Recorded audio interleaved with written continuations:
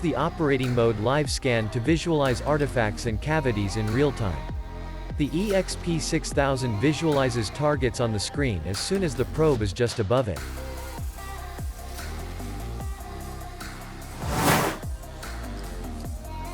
Connect the live stream sensor and choose the operating mode live scan.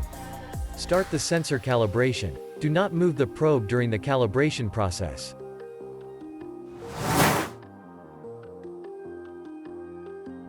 Start your scan and walk a straight line. You can walk forwards or backwards.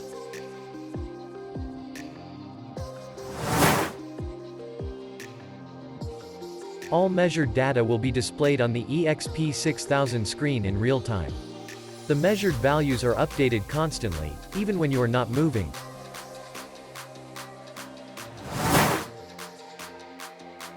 If necessary, you may apply an additional sensor calibration by clicking on the refresh icon in the lower right corner.